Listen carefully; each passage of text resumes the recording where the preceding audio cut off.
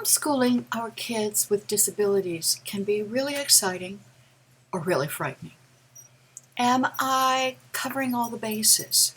Am I providing my child with all of the academic skills they need? Am I giving my child all of the adult living skills that will help them lead a successful life? This last one is what I would like to talk to you about in this webinar, because I would like to help you set up a transition program to help your child make the best out of their life as a young adult. My name is Susan Traugh, and I am the author of Transition to Life and the series Daily Living Skills. I've been writing curriculum for students for over 30 years, and specifically I've been writing for kids with special needs for over 20 years. I graduated cum laude with a bachelor's in liberal studies and have a master's in education with an emphasis on curriculum development. I also taught in the classroom and was a professor of teacher methodology at the university level.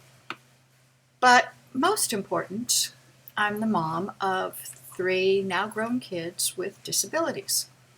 My son was traumatically brain injured as a baby and suffered with lots of learning disabilities and physical challenges and anxiety as a result of his fall. My oldest daughter is on the spectrum, also has myriad medical conditions that kept her in and out of the hospital her entire childhood. And my youngest was a GATE student until bipolar disorder, severe bipolar disorder, knocked the rug out of her at 13 years old, and she is still struggling to find her way.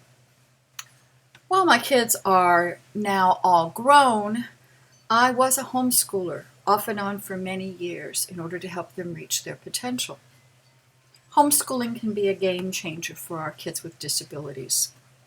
My son had been struggling in school, forgetting things that he had learned a year or 2 before. For example, he'd been reading pretty okay in kindergarten and first grade, and suddenly in second grade he forgot F. Didn't know how to write it, didn't know what sound it made, couldn't recognize the name of the letter. F just disappeared. Now, nobody loses F, but he did. And in school, no one could figure out what was going on, and it led to him being teased and having problems. When I pulled him home to homeschool him, it took me less than a week to look at him and say, oh my gosh, my child is having petit mal seizures. We took him to the neurologist, had some testing done, and sure enough, in 20 minutes, the child had 200 seizures. That was the bad news. The good news was, knowing what it was, we were able to start to take the steps necessary to fix it. And I know for all of you, you can tell similar stories. You can talk about how homeschooling your child has allowed you to see more of who your child is and to give you ideas about how to help them live their best lives and overcome some of the issues that they have. While homeschooling allows us the freedom to interact with our kids in a way that we would never get if they were in public school or a private school or outside of our home, it also saddles us with the responsibility of making sure that we don't let any important skills fall through the gaps. While as a homeschooling family, you're not required to comply with these mandates, I think it's important that you become familiar with what the government deems are vital skills. The law requires that transition services and planning be directed at the following areas: instruction, employment, community experience, daily living skills, and a functional vocational evaluation. These skill sets should provide students with, and I quote, improved academic and functional achievements that will offer youth choices in adult life. These choices include continued education, employment, and the ability to assume adult roles. In addition to that, Indicator 13 requirements say that the skills that you are taught must be skills that will lead to success in a post-secondary world for your child and help them acquire the adult skills they need to be successful. The SCANS report is the Secretary's Commission on Acquired Necessary Skills for Success in the Adult Workplace. As you look at them, you can see these are skills that aren't necessarily easy for our children. Our children need to have explicit instruction on what's expected of them. Especially for kids with autism, these are skills that need direct instruction and enforcement. During the last 3 years of your student's education, ITP goals, or Individual Transition Plan goals, are added to the annual IEP. In practice, schools usually write one goal to address college, one goal to address career, and one to address daily living skills. So that might look like, for college, you might do a survey of the colleges in your community. For career, students might do a career aptitude test to see what their interests are. And for life skills, maybe they go get the book to start studying for their driver's license.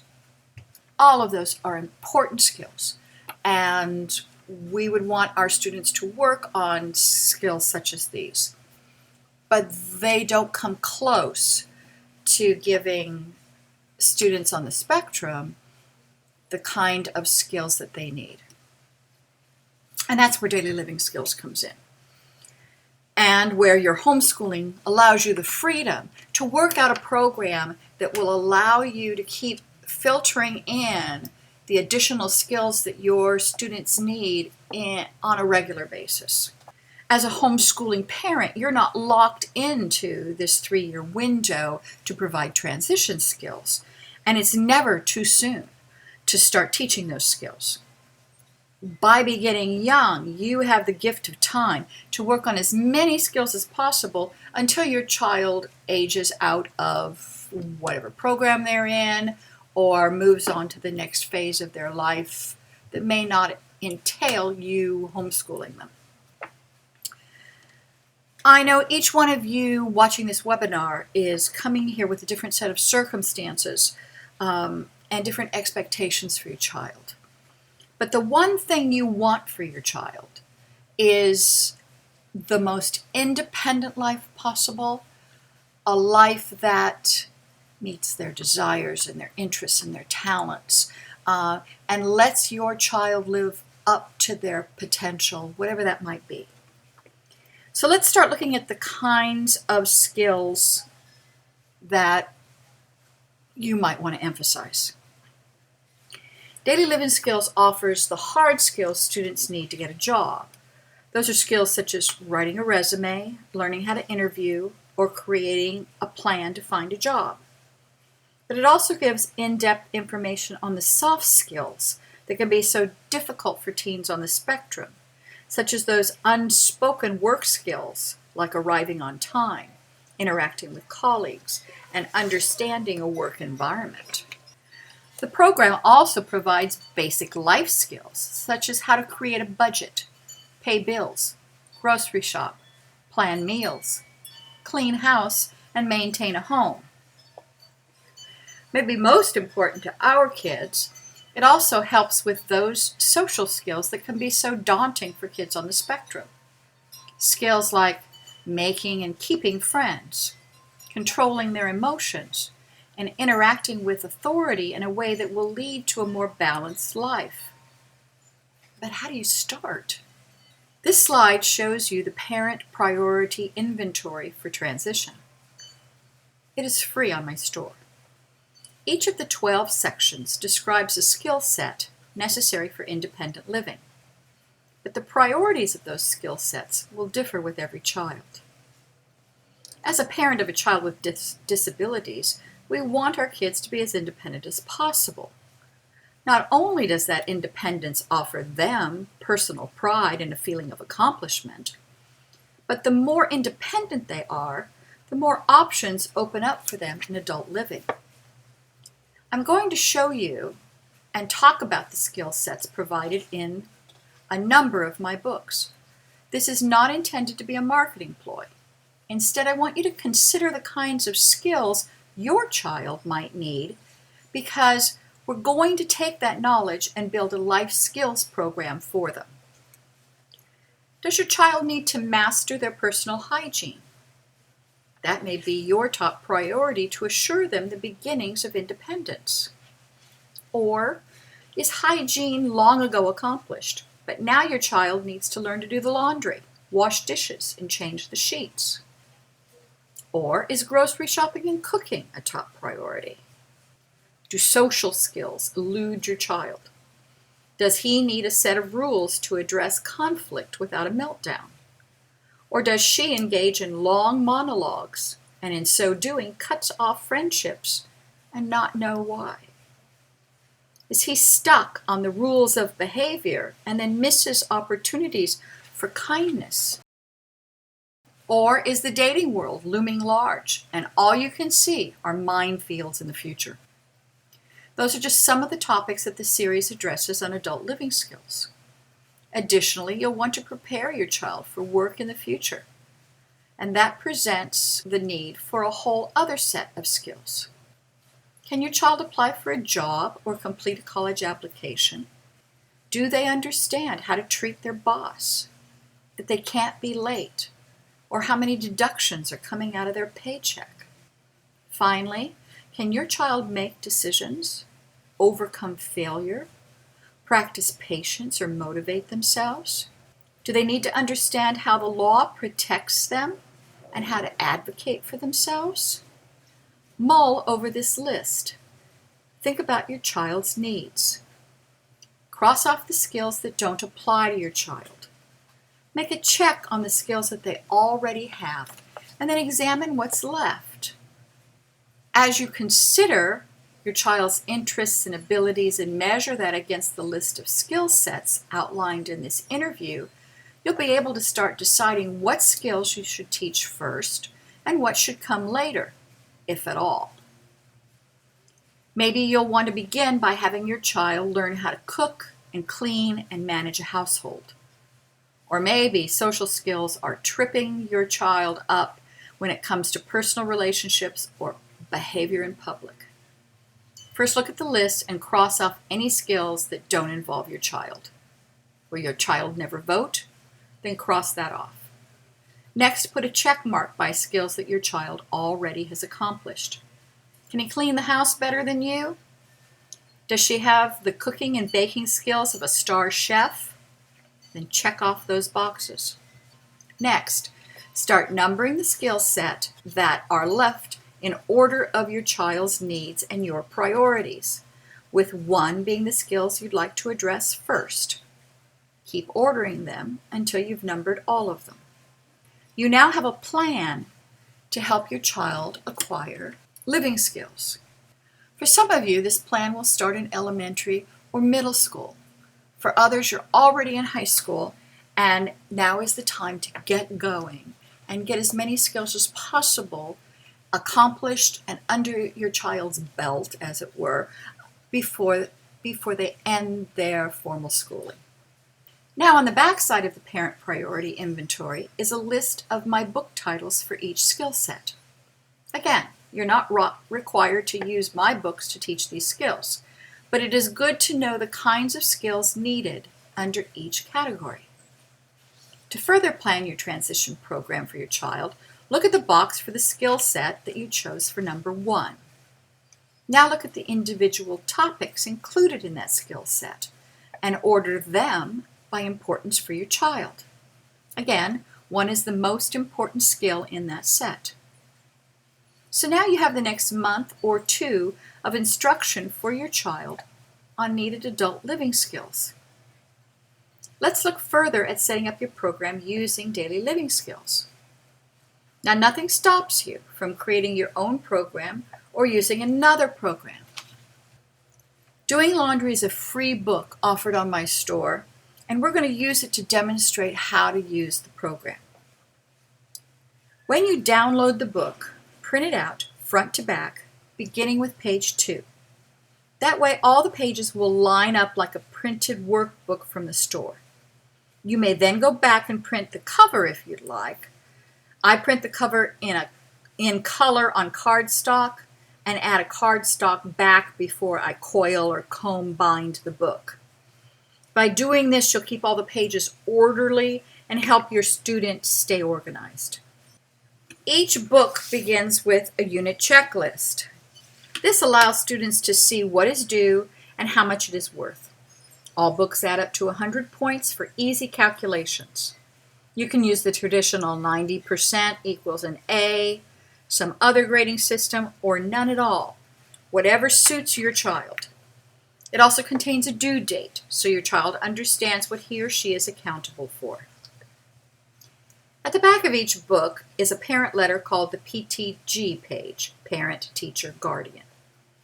This page outlines the skills to be taught with each book and provides suggestions for what you can do as a parent. For example, the page for grocery shopping suggests that parents take their child to their local grocery store and help them collect and use coupons. As you can see here, the lessons are short, sweet, and to the point. You'll see the pages are light and airy so that they don't look intimidating. The reading level is 3rd, 4th grade, but the tone is geared to young adults. There are no quick trick questions or assumptions made about knowledge. Information is laid out completely in a step-by-step manner.